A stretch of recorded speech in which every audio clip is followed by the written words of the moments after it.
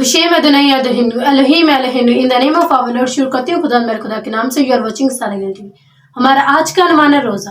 آج ہمارے ساتھ خدا کی خادمہ ساریہ جو ہے ان کے ساتھ مل کر ہم خدا کے پاک کلام میں سے سیکھیں گے.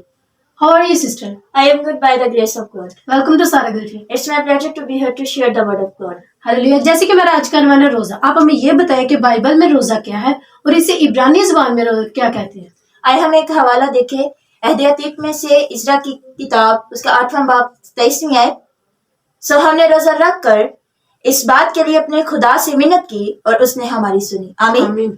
جیسا کہ آپ نے سوال کیا کہ بائبل میں روزہ کیا ہے اور عبرانی زبان میں اس کو کیا کہتے ہیں، میں اپنے ویورز کو بتانا چاہتی ہوں کہ روزہ ایک ایسا آلہ ہے جس میں ایک مسیحی اپنے خالق کی قریبی تعلقات کو تلاش کرنے کے لیے استعمال کرتا ہے، اور عبرانی زبان میں اس کو سوم کہتے ہیں، جس کا مطلب ہے فاقہ کشی یا اپنی جان کو دکھ دینا. ہلیلویا.